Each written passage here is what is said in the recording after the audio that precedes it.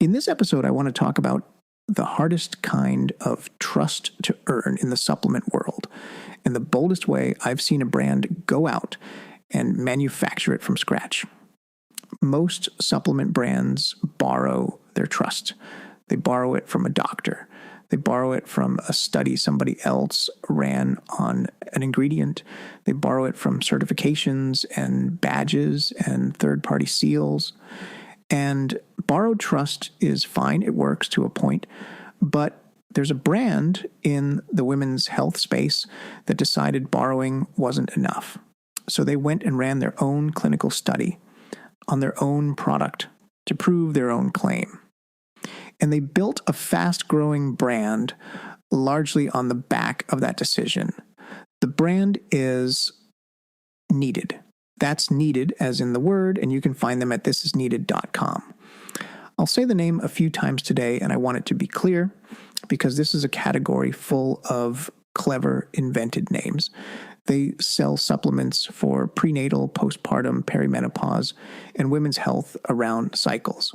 In this episode, I'm going to break down how they manufactured trust instead of borrowing it, why that's such a powerful move in this industry, and how you might do a version of it yourself, even if you can't afford a full clinical trial. Remember, this is part 6 of the next wave of supplement brands series, where I take apart the supplement brands scaling right now and the specific move behind each one. We've covered sharp positioning, belief, high intent problems, and education as a moat. Each episode stands alone, so you're in a fine place to start here, but it's worth going back and listening to the previous 5 episodes in this next wave series and the mini series before this one. Let's get to it. Welcome to Supplement Marketing for Scaling D2C Brands, the Creative Thirst podcast. I'm your host, Bobby Hewitt. So let me start with why trust is such a brutal problem in the prenatal and women's health space specifically, because the stakes here are different from almost anywhere else in supplements. When a woman is pregnant or trying to conceive, she is, for good reason, the most cautious supplement buyer on earth. She's not casually adding a wellness gummy to her cart. She's putting something into her body that affects her baby. Every claim gets scrutinized. Every ingredient gets questioned. The default posture isn't mild skepticism, it's near total caution. So if trust is hard to earn in supplements generally, and it is, with the prenatal category, it's on another level entirely. This is the highest stakes, highest scrutiny corner of the whole industry. And on top of that, prenatal vitamins were, for a long time, one of the most commoditized products around. Here's how it looked for years. If you're pregnant, your doctor tells you to take a prenatal vitamin. So you grab whatever's on the shelf or whatever's cheapest, and you assume they're all basically the same because a prenatal is a prenatal. So the brand Needed walked into a category that has simultaneously the highest trust requirement category in supplements and one of the most commoditized. Now that's a hard place to build a premium brand. And the way they cracked it is the whole lesson of this episode. Here's what they did. Instead of accepting the belief that all prenatals are basically the same, they went and attacked it. Needed built their entire foundation on a claim. The claim that standard prenatals are actually inadequate, that the recommended nutrient levels for pregnancy are outdated, and that most women taking a standard prenatal are still depleted in key nutrients that matter for the baby and for the mother. That's a big, provocative claim. It essentially tells a pregnant woman that the thing her doctor probably recommended, the thing sitting on the pharmacy shelf, is leaving her short. Now, a claim that bold in a category that's extremely cautious is dangerous because the buyer's first reaction is going to be, says who? If you make a dramatic claim to the most skeptical buyer in the industry and you can't back it. You don't just fail to earn trust, you actively destroy it. You look like every other supplement brand overpromising to make a sale. So the bold claim created a trust problem that Needed then had to solve, and how they solved it is the move I want you to really understand. They ran their own clinical study, a review board-approved study on hundreds of pregnant women, testing their own products and their own dosing choices. They didn't just cite somebody else's research on an ingredient in general. They generated original evidence on their actual formulation to support their actual claim. And that is a fundamentally different posture from how almost every supplement brand operates. Let me sit on why this matters so much, because this is the heart of it. Almost all supplement trust is borrowed.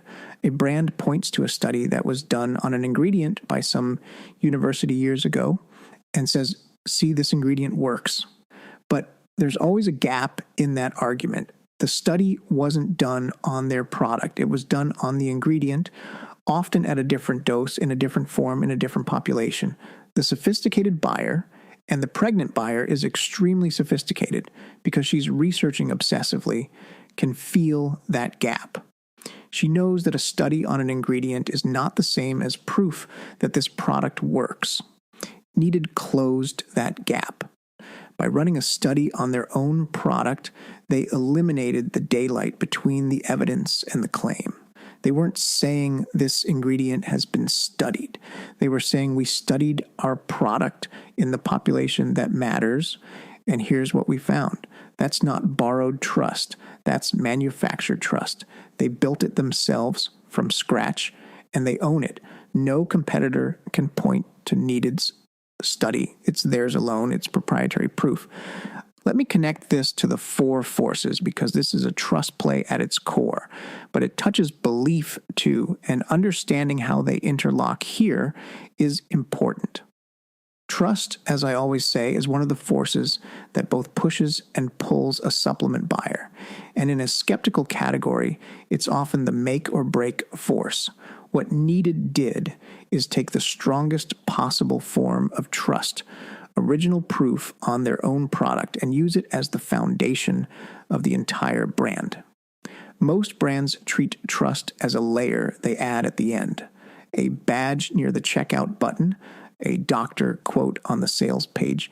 Needed treated trust as the core of the product itself. The study isn't a trust decoration bolted on late.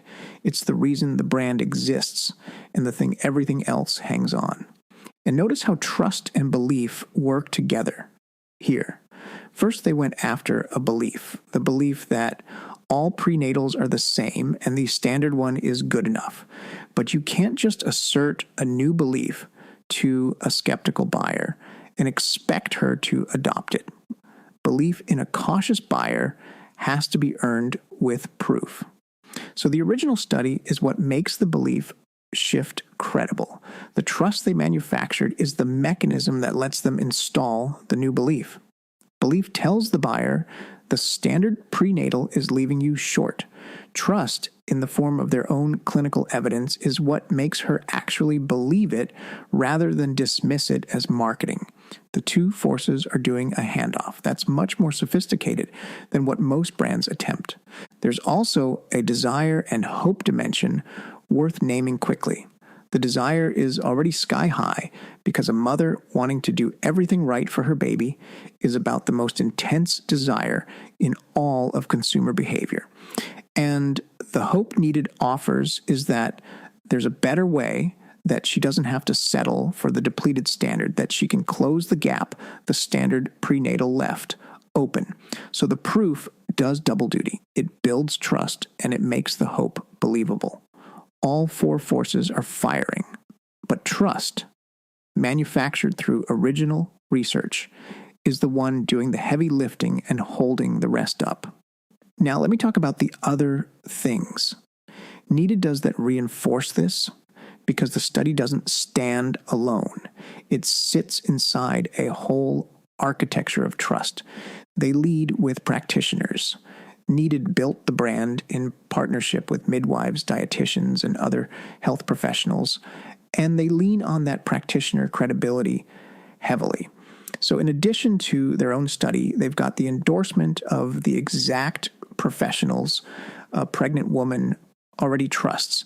They use bioavailable, higher quality forms of nutrients, and they explain why those forms matter, which is a form of mechanism education that positions the standard prenatal as the inferior option.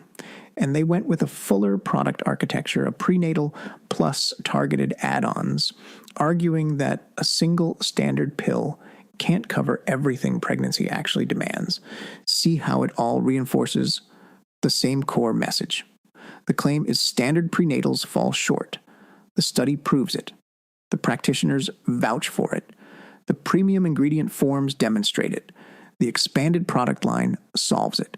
Every single element points at the same idea, which is exactly what I talked about back in the first series, about 7 or so episodes ago, when I said the strongest brands point all their forces at one clear message.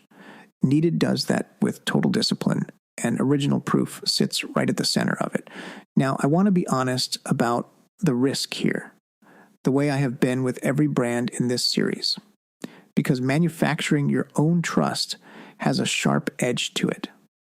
When you run your own study on your own product, critics will and should ask hard questions about it.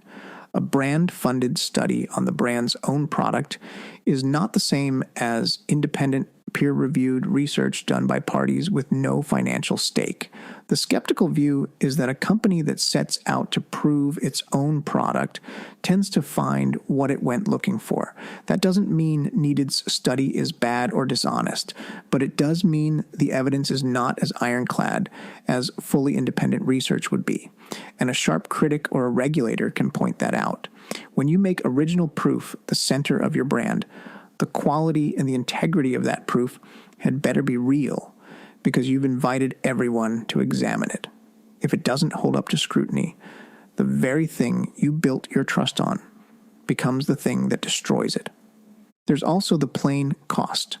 Running a review board-approved clinical study on hundreds of people is expensive and slow. This is not a move most early-stage brands can make at full scale. So if you're sitting there with a small budget thinking you need a clinical trial by next quarter, that's not the realistic takeaway. The realistic takeaway is about the direction, not the exact price tag. And that's what I want to get into now. So let's make this practical, because the principle of manufacturing your own trust scales down to any budget, even if a full clinical trial doesn't. The first move is to notice where your trust is borrowed and where it's owned. Go through your marketing and mark every trust element. The doctor on the page, the ingredient study, the certification. Then ask, is this mine or am I renting it? And does every competitor have access to the same thing? Because if all your trust is borrowed, all of it is also available to your competition. Owned trust, proof that belongs to you and only you, is far more defensible. Just seeing your trust sorted into borrowed versus owned is clarifying, and most founders have never done it. The second move is to find the smallest version of Original Proof you can actually generate. You may not be able to fund a clinical trial, but there is almost always some form of proprietary evidence within reach. It might be a structured customer study where you actually track and document outcomes over time instead of just collecting loose testimonials. It might be before and after data you gather deliberately. It might be a survey of your own users run rigorously. It might be commissioning a smaller independent test on your specific formula rather than leaning on ingredient studies. The point isn't the scale of the proof, it's that it's yours, generated on your product. So it closes the gap between the evidence and the claim the way borrowed studies never can. The third move is to make sure your claim and your proof are matched. Needed made a bold claim and then went and got proof strong enough to stand behind it. The failure mode is a bold claim with weak proof, which is where most of the industry lives and why the whole category has a trust problem. So the discipline is this: only make a claim as bold as the proof you can actually back it with. If your proof is modest, keep your claim honest and modest, and it'll still land better than a huge claim with nothing real underneath it. Matching the size of the claim to the strength of the proof is one of the most important habits you can build in this industry. And the fourth move is to build your trust into the core of the brand rather than bolting it on at the end. Whatever proof you generate, don't hide it near the checkout button as an afterthought. If it's strong, it becomes the foundation of your positioning. The way needed study is the foundation of theirs. Owned proof is too valuable to treat as a footnote. Lead with it. Build the story on it. So let me bring this back to why this matters so much more in supplements than in most categories, which is the thread through this whole series. Supplements are an act of faith. The buyer can't see the product working inside her body. She can't easily verify the claims. And in the prenatal space, the stakes of being wrong feel enormous. In that environment, trust isn't one factor among many, it's the whole ball game. And most brands are all fighting over the same borrowed trust, the same ingredient studies, the same kinds of doctor endorsements. The brand that goes and manufactures its own proof steps outside that scrum entirely. It has something no competitor can claim in the one category where proof matters most. That's what Needed did, and it's a big part of why they've become a trusted name in a space where trust is everything. Needed took the hardest trust problem in the industry, the pregnant buyer, and instead of borrowing trust like everyone else, they built their own from the ground up with original research. They made a bold claim, they backed it with proof they owned, and they pointed every other part of the brand at that same message. That's manufactured trust. And in a skeptical category, it's one of the most powerful and most defensible things you can build. So here's your one thing to do after this episode. Look at your single biggest product claim, the one your whole offer rests on, and ask honestly, what proof am I standing on to make it? And is that proof mine or borrowed? If it's borrowed and your competitors can stand on the exact same thing, start thinking about the smallest piece of original proof you could generate to make that claim truly yours. That's the beginning of trust nobody can take from you. And that brings us to the finale. Next episode is the last one in this series, and it's the one I've been building toward the whole time. We're going to take everything from these 6 episodes, and I'm going to make some real predictions about what comes next, what the supplement brands that don't even exist yet are going to look like, where the next set of breakout winners comes from, and what the new unlock is going to be. It's the forward-looking payoff of this entire series, and I've got strong opinions to share. I'll see you there. And if this episode has you realizing that all of your trust is borrowed, the same studies and endorsements every competitor can point to, that's one of the most important things to know about your brand. And generating even a small piece of proof you own can change everything about how you sell. If you'd like a team that does supplement buying psychology and positioning for a living to help you build trust that's actually yours, that's what we do at Creative Thirst. We specialize only in dietary supplements. We take on a small number of brands at a time, and we're selective about who we bring on. If that's where your brand is right now, you can apply to work with us at creativethirst.com.